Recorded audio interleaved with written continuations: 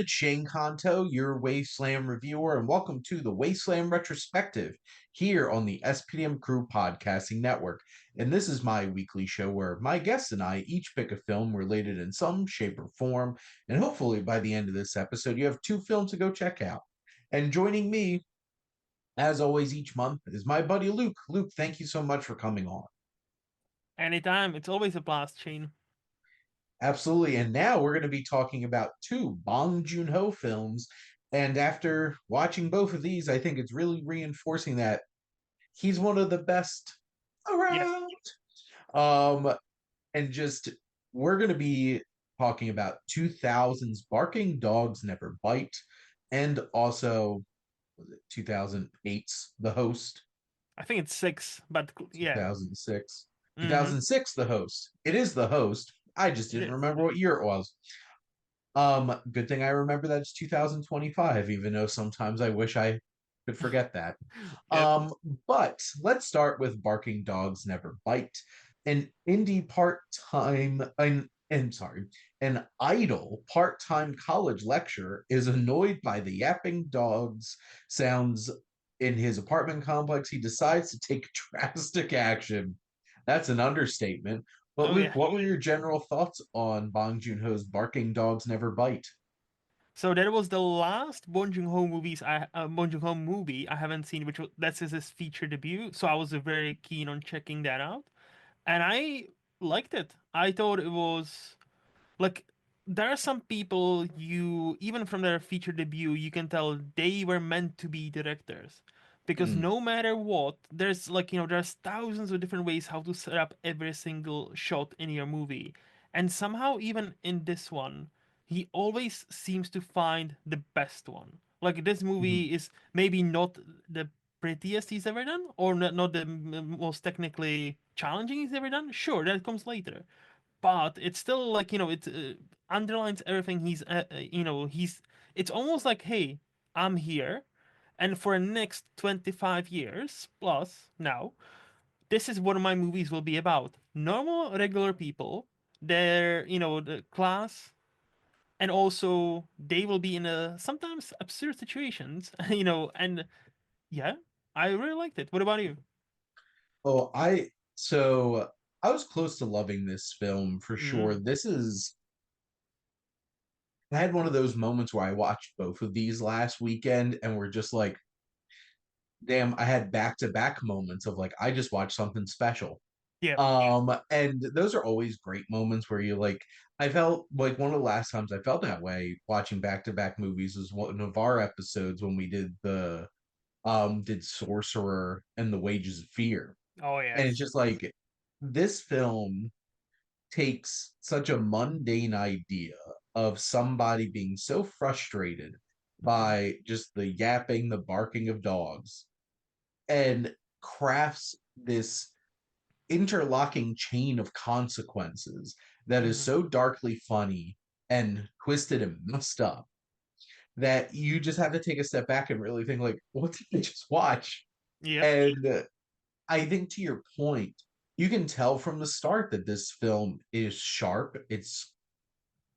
There's dynamic choices from a Mhm. filmmaking perspective because this is not the kind of film that necessitates big flashy direction.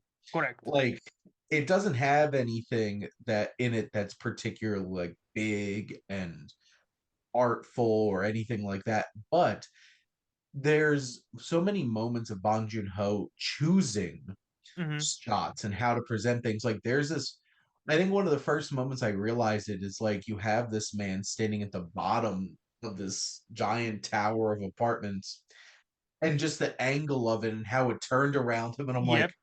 Yep. yep, this is somebody who has an eye. And there's a young woman who has her own quote unquote hero moment. And Mhm. how it's framed is that there's people cheering her having Yeah. this hero moment. And like that was not necessary in this movie, but like it brought her perspective and what was going on in her head to life in an interesting and a dynamic way. And it was really well shot. and Mm-hmm. how it's all put together and designed. And it's just like you can love a film. Like I'm trying to remember what the name of it was. I for my movie club, I just watched like I think it was one of Kenneth Lonergan's early films, and there Mm-hmm. was like no like flashiness, no artfulness. There's nothing to it. It's extremely stripped down, and it Mm-hmm. really rode on the writing and the performances, and Yep. that's perfectly fine. But when you have a director that could throw in that flair Mm-hmm. with things, I prefer that. Like I'm watching a movie, I want to be able to see something impressive from like an artistic standpoint, and Bong Joon Ho does that for sure with this. Yeah, 100%. Look, just to be clear, I don't think there's anything that will be like that will blow your socks off in a sense, where, like in filmmaking wise. But again, if you watch as many movies as two of us do on a regular basis, you tend to notice that some of the directors, even great ones, you don't really remember most of the scenes from the movie. But here, exactly as you said, the shot of of the man, on the tower. I know exactly what shot you're talking about. I really like the idea how the first dog, if I'm not mistaken, there's like a POV shot from like his perspective, and the camera kind of moves, swivels around as a Mhm. dog would. Yeah, the cheering shot where the main like heroine, like she wants to be a hero, she wants to have that hero shot because she watches the TV report about another woman, like the bank teller, who Mhm. beats up the robber, and she's like, oh, damn, she became famous out of that. And her friend is like, well, you just need to find a job yourself and beat somebody up like that. And she's looking for that hero moment, Mhm. and then she sees herself like, hey, the crowds will be cheering for me. But also it's dark. This movie is dark. Like this Yes. the story about like the deep underground of this like tower of apartment, tower Yeah. building, and like how there's a guy that's like been put in a cement, and and then there's a like homeless person, I think, who lives there, no, unnoticed. Mhm. And but also it's comedic as fuck when our main hero, so he kind of almost by accident kills one dog, the first one, and then he yeets out the second dog off of the roof. That was wild. That was I, very wild. And then I laughed out loud the moment when he's on a phone, and from the background we see his wife carrying this new dog or like oh, I just bought a new dog, and he just noticed that, and I laughed out loud when he noticed it because it was so funny. it's and like what I mentioned about the interlocking chain of consequences. Mm-hmm. Like I'm going to spoil some stuff right now, so be warned, people, Mm-hmm. because the fact that this man is so annoyed by this yapping dog Mm-hmm. and then kidnaps a dog and like just chickens out when he's about to like strangle this dog, so then passively puts it into this cabinet. Mm-hmm. Dog doesn't make it. When he after he realizes that this dog can't bark because on the little girl's poster for the dog had surgery or something and can't bark. Yep. So nice job, guy. Wrong dog. And then this dog gets hooked by the custodial staff in this place. Mm-hmm. And then that sets up this expectation that the next dog, he does it again, but this time his stew is stolen by the homeless person who now has a taste for dog. Yeah. And then it's like he stole another dog, but he didn't steal this dog. It was the homeless person who stole this dog because now the homeless person has a taste for dog. And it's just like all of this ridiculous plotting narratively that goes here. I'm like, I was on the edge of my seat thinking, like, just like the consequences of the ridiculousness that's going on in this movie. And it all threads together. And then it all builds up to that crazy chase through the apartment building between our young heroine and the homeless man trying to Yep. get his dog so he can nom nom. Um, and what's wild is just like it's high tension. Mm-hmm. There's doors blocked and trying to get through this, and her friend coming in and the shit out of this guy. And then, but here's the thing, nobody asks questions, and they hang all three of these dogs on him. Yeah. Why? Because he's a disgusting homeless man. Of course he did it.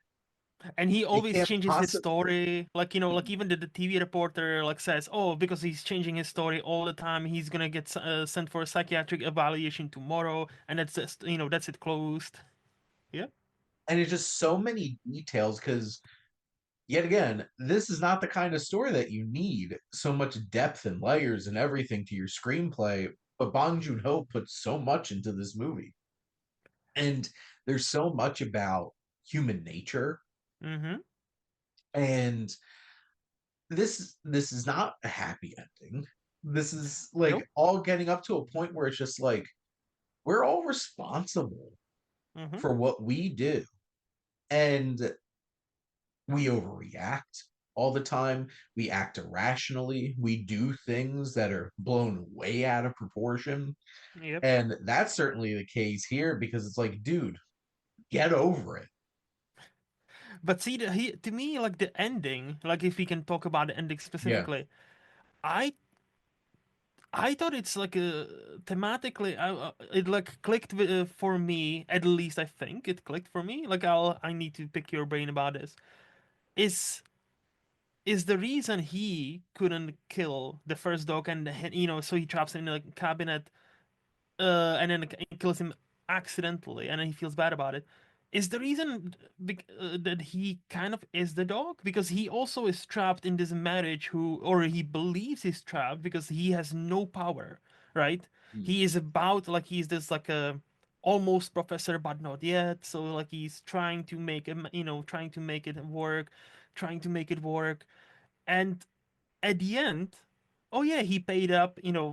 There's some money exchange with that cake, and that he brings to his like dean or whatever you call those people, and Mm. he gets the job, but he's not happy.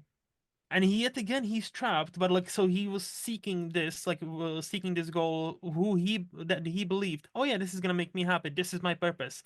And once I have that, I'll have money, and I'll be somebody worthy of respect. And then like, the last shot of him in the class, and this curtain just slowly closing, and you can see the light like draining out of his eyes because of that.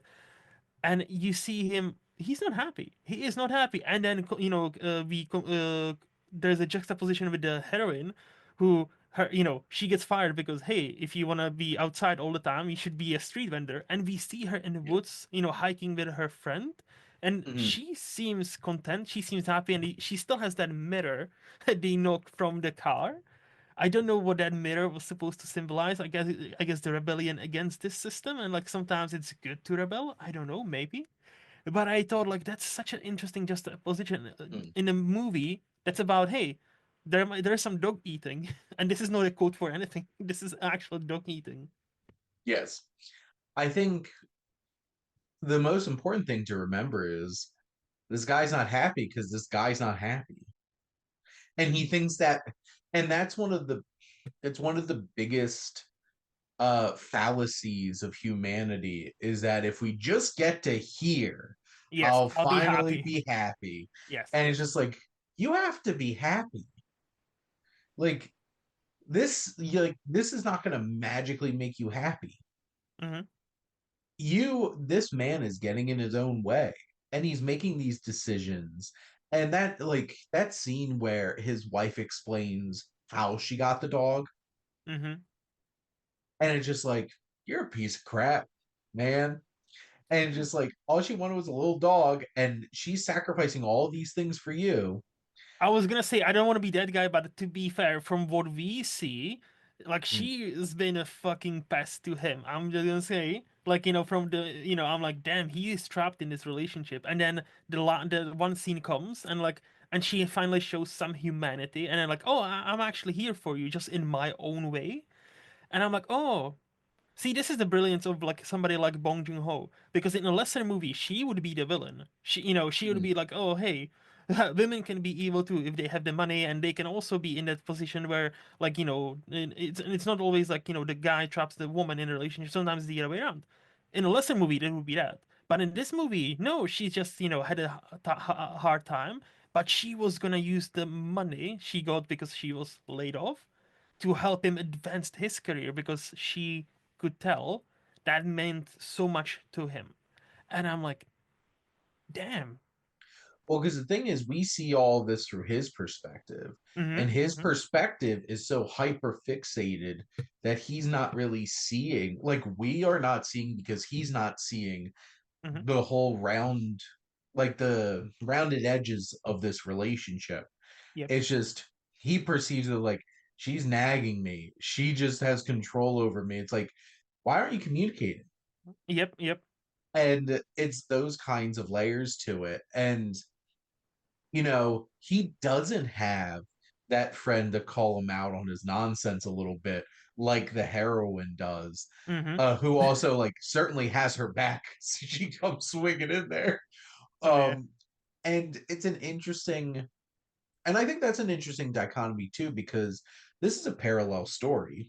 Mm-hmm. Um, which this young heroine doesn't realize she's chasing him the whole entire time until the Yep. very end. And I think that moment between them at the end is what allows her to focus on her happiness, Mm-hmm. because she realized that after all this heroic stuff that she did, she didn't find justice Yep. for those two dogs. And she's like, it's not worth it. Like, this isn't what this life is supposed to be. And this guy's still hyper fixating on, why am I not happy? Mm-hmm. Not letting yourself be happy. Yep. You're If you keep focusing on what the next thing's going to be that's going to make you happy, you're completely ignoring everything that in your life that is making you happy. And he scapegoats these dogs. Like, it's down to, he's frustrated about these dogs barking because he's not happy in his life, Mm-hmm. and the barking in his life is the perceived relationship he has, where she's barking at him all the time. So Mm-hmm. he's not going to do anything about his own relationship, but he's going to go kill this dog. Yep. And this is why this is a special film, because there's so many layers to this. And this is a rich screenplay with a lot of Mm-hmm. themes and ideas that reflect. And it's hard, like, this seems like such a ridiculous movie, It is because it fucking is. because it is, but somebody like Bong Joon Ho can find all the humanity in it, and then you realize, wow, I just went through something about a movie about some dude being pissed off about dogs barking in his building. And that's the thing, right? You need a special kind of talent. You need a special kind of person who makes something as ridiculous as this is make not only work but find all those human elements and connective tissues. Like I'll give you an example. I don't know if you heard, but Bong Joon Ho would really, like he said this in an interview, would really like to do an alien movie, like the actual like alien, right? But have you heard the twist? What he said? Let's make it a musical. Yes. And I'm like, and I at first, like first 5 seconds I heard that, I'm like, that's fucking dumb. But then I'm like, but if anybody could make this work, it's him. Let him fucking cook. Give him Alien, make it a musical, give him a budget. If there's a one person I would trust on this planet right now to make this ridiculous combo somehow work, it would be him, 100%. Except after Mickey 17, no major studio is going to be giving him a big fat budget. Unfortunately, but I think to be fair, like I think for him it's maybe a blessing in the disguise. I feel like I would love him for him to like go back in a sense where like I don't think for him Hollywood is their route. Like oh give him big budgets. I don't think this guy with this movie and with all his previous movies, he's proved he doesn't need big budgets. He needs great story. He needs great actors and he'll make a great movie, looking awesome movie for like a minimum money. Like the next movie you're gonna talk about, The Host. That's a beautiful segue, Luke, I know, if you're right? ready for it. I So, am. I am. and we're going to be talking about a kaiju movie, a monster movie. It's The Host, except this looks like it was made for $5 and still looks better. So many movies, like like I don't want to be that guy, but like between Godzilla minus one and Mm-hmm. watching The Host, Mm-hmm. I'm just like, Warner Brothers, what are you doing? Yep. Like, obviously, they're making big dumb movies. That's Mm-hmm. specifically what they're trying to do with their like Godzilla movies now. But this film, The Host, focuses on a monster emerges from Seoul's Han River and begins attacking people. One victim's loving family does what it can to rescue her from its clutches. So, Mm-hmm. Luke, what are your general thoughts on The Host? So this is my second watch, and I love this. I'm almost there, like where I'm fully in love. Like there's still some like a smidge of a hair stopping me. I don't know what it is, but last I watched it yesterday evening, and I'm like, God fucking damn, this is a good movie. Like the ending now, or on the last rewatch, hit me even more. And what hit me even more is yet again, there are certain shots in this movie that are just phenomenal. Like I'm thinking of like mainly in the beginning, like the guy is about to commit suicide, and there is this like shot from up, and where you just see the bridge, the Mm, guy, rain, and the river. But it's one of the most beautiful shots I've ever seen, and I try to be not like parabolic, but like it's genuine. I'm like, holy shit, that just jumped out. I was like, mm. that's a again. That's a fucking great shot, and just in a monster movie, quote unquote, dumb monster movie, which many people said to Bong Joon Ho, "Hey, don't do monster movies." He was discouraged from doing this, and he was sad about it, and he did it anyway. That's why we need fucking Bong Joon Ho. No, but I really, really, really love this movie. What about you? This is a first time watch, and I Hmm. absolutely loved it. Hmm. Like this blew me away. I was so impressed by you take this idea of a creature feature, a monster movie, a kaiju film, and turn this into this harrowing adventure for this family. But then also this whole entire commentary on the sticky fingers of America Hmm. and how we what we do to other countries and stir the pot, but then also the media Yep. Yep. and fear. And like this hits in a whole different the whole different way post COVID. Oh yeah. Um and it's a great monster movie. Like it does Hmm. all of these things and that sequence at the beginning of the film, Oh yeah.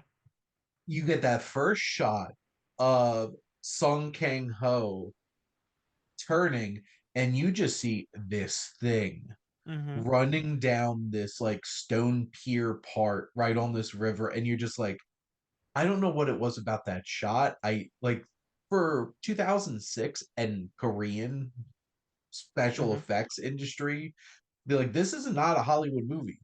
No. That monster looks good. Yeah. Obviously And now it like you can see it's slightly out of the place, but no, yeah, it's yeah. well, to be frank, Luke, at this point, so much CGI today looks so artificial and fake that like this does not bother me in the slightest, to be To be fair, honest. 100 me neither. Just like like I can see why some people will be like, "Oh yeah, just the CGI is kind of poor, but everything else is great." I don't not even bothered by CGI.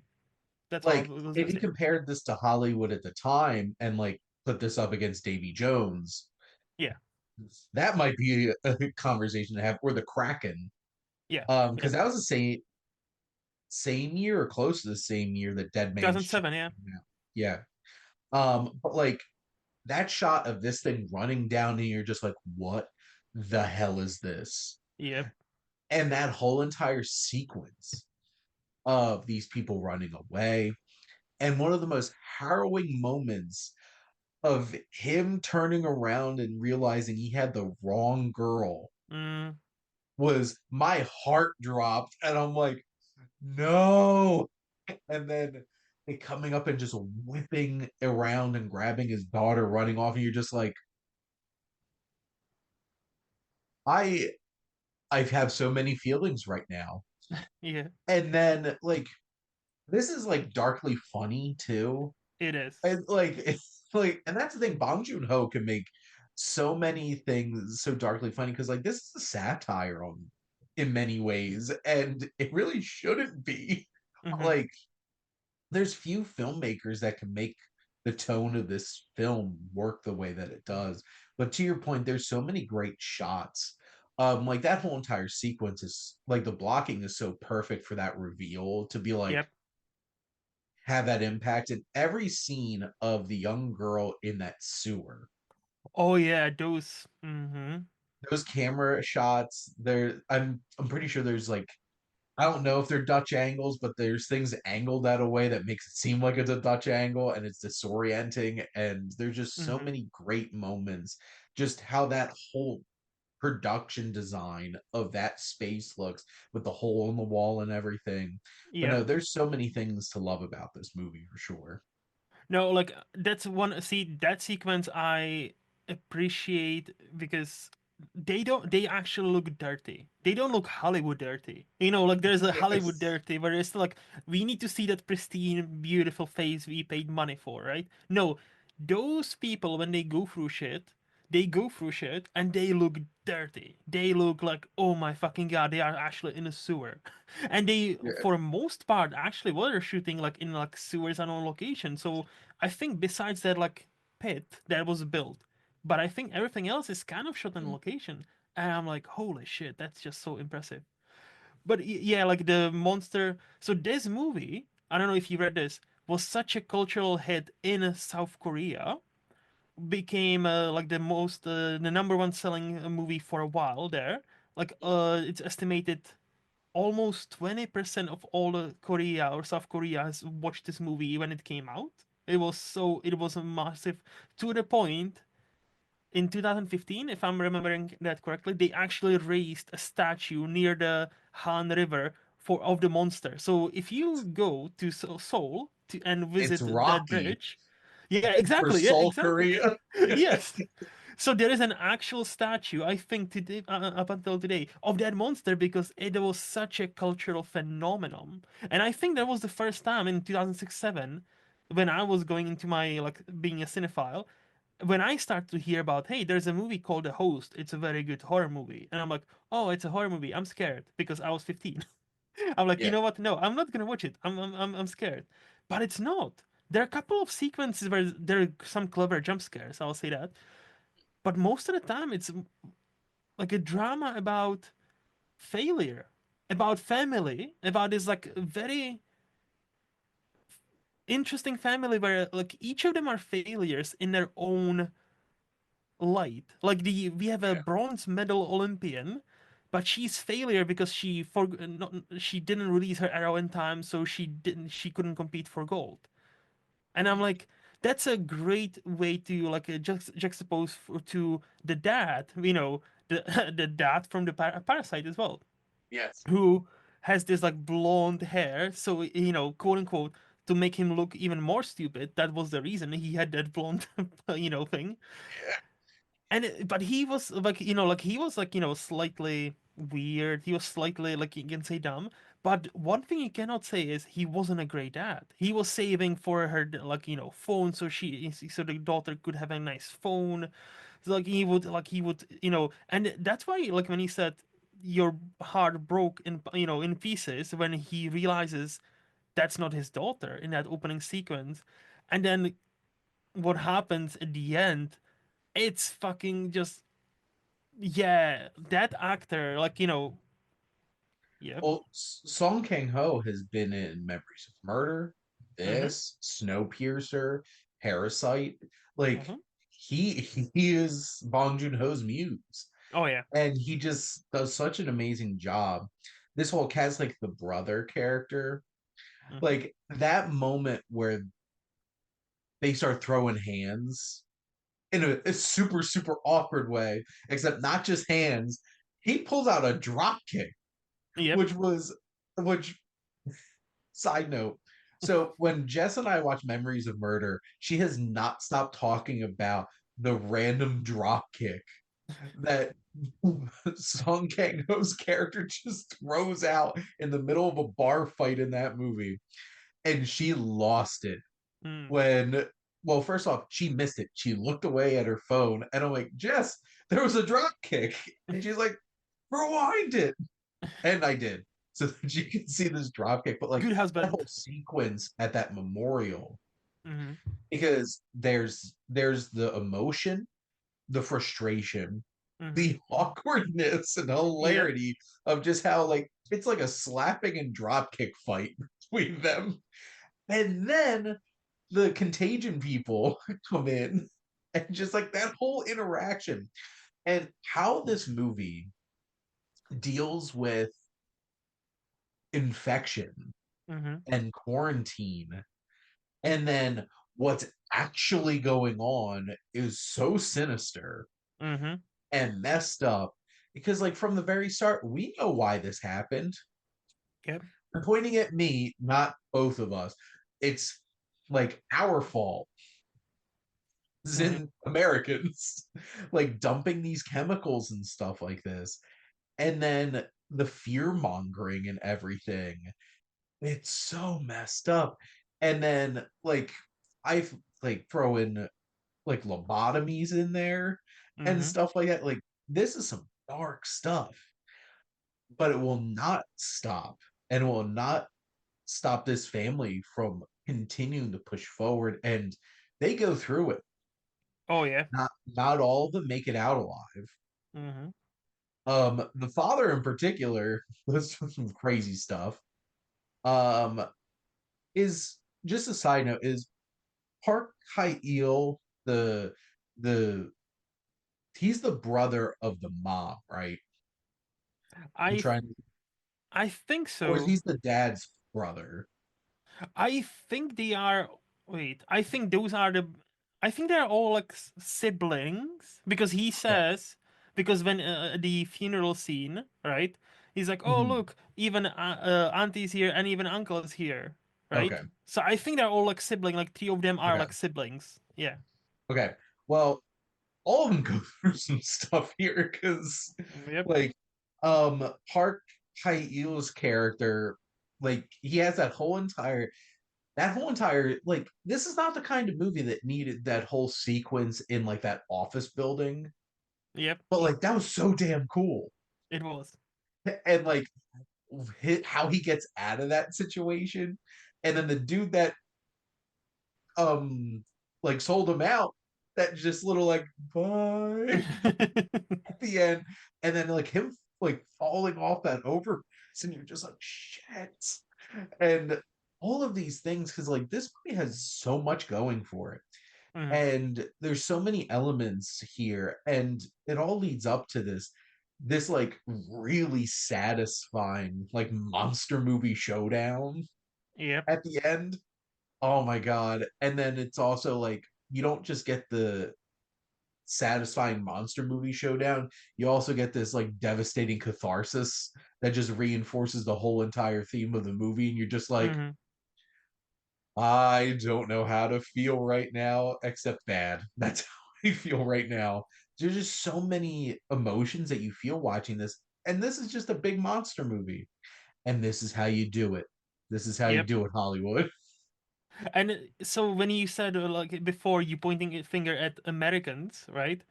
The most frustrating part about this actually happened. The formaldehyde story actually took place in South Korea in 2000. The American who, basically gave the order was he was like, there was a court with him in absentia. He was found guilty. Then he was found guilty when he finally showed up, but he never served any prison time. And I think that's the part of the reason why this movie became such a phenomenal in South Korea, Yeah. because Bong Joon Ho is openly calling out the one of the themes of this movie is the government is fucking useless. Like South Korean government is fucking useless. They are not doing a great job of protecting us. They are limp dicks because they cannot even say no to Americans, and that's why there's this. very average. Some of them you can call them even sub-average South Koreans who need to take action and try to save this daughter, right? Yeah. And I genuinely feel like Bong, like again, like his themes sometimes can be very in your face, but I think it's on purpose. And here, that theme of damn South Korean government, you're a bunch of or at least used to be a bunch of lip dicks. Now it seems like they've improved with the recent impeachment and how that went. They've learned a Mm. lesson, unlike some other countries. Hint, hint.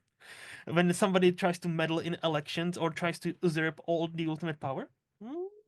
But so they learned a lesson. But at the time, I think that's what was one of the reasons why this movie became such a phenomenal in there, because like people could see themselves on a screen. They like which is weird because this family has a fucking bronze Olympian, but she's still kind of a failure, right? And the levels of that where you fail at this, but you're good at this. You fail at this, but you're good.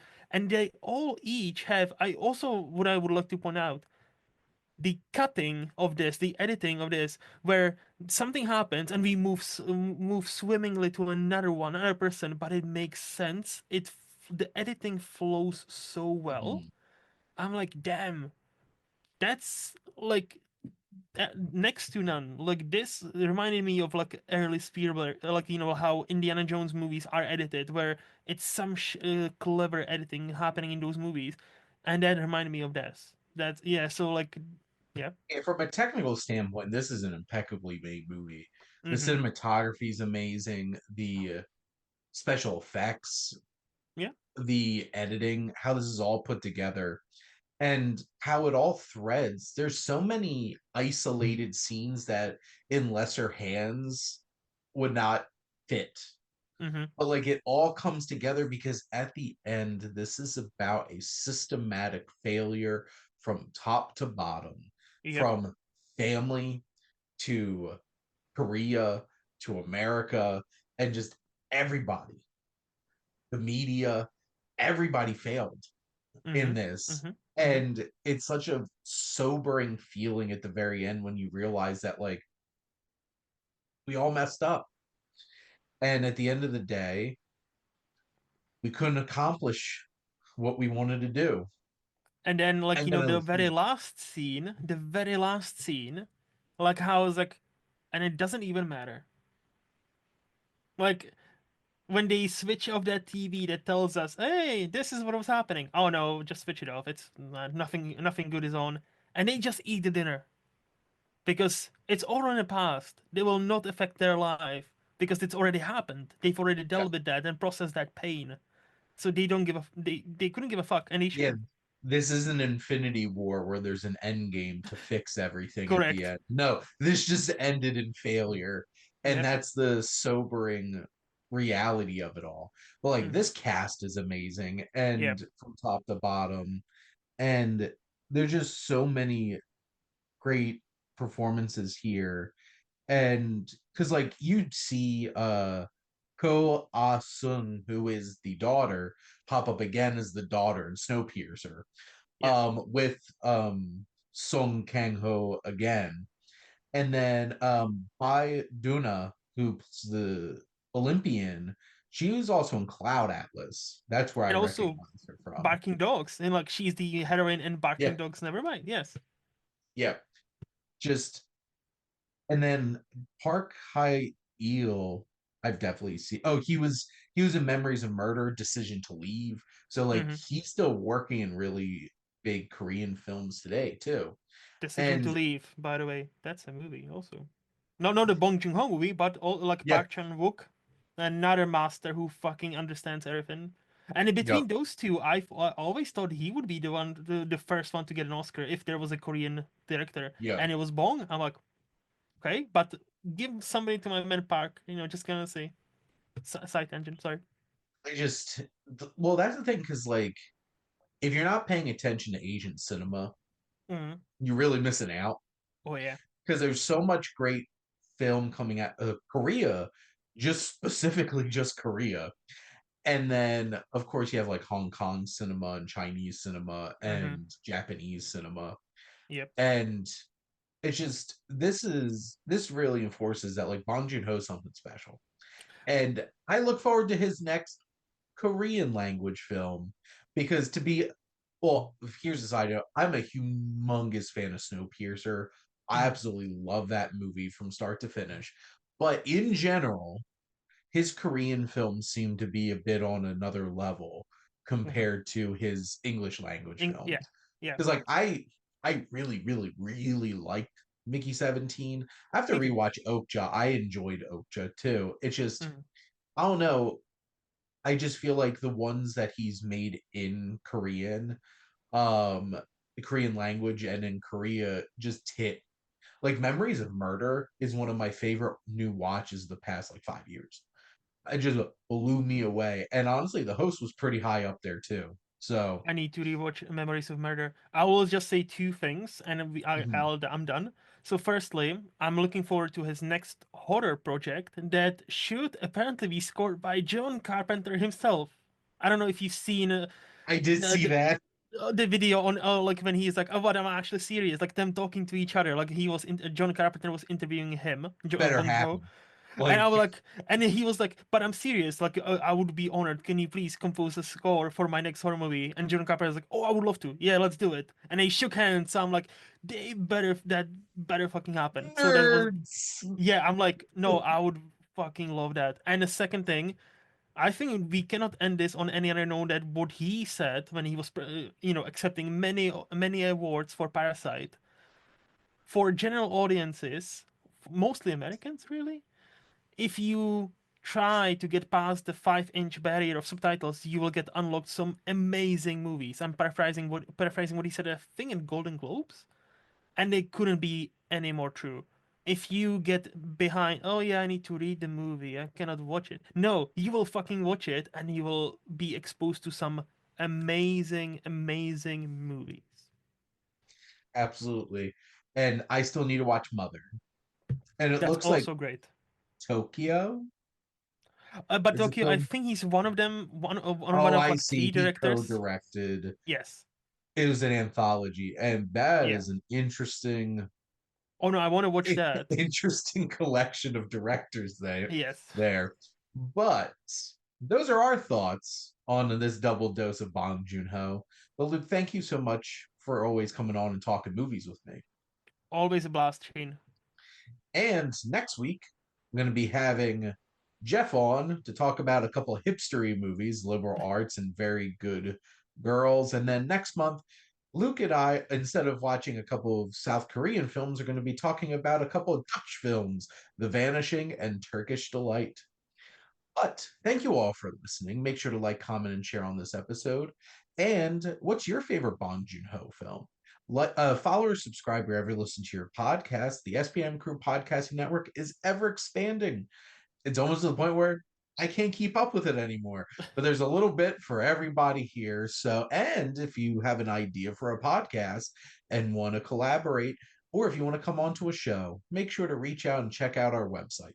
And if you like our logo, check out HiFlyer Creative for all your digital marketing needs. But most importantly, thank you as always for tuning in and supporting the Wasteland Retrospective here on the SPDM Crew Podcasting Network.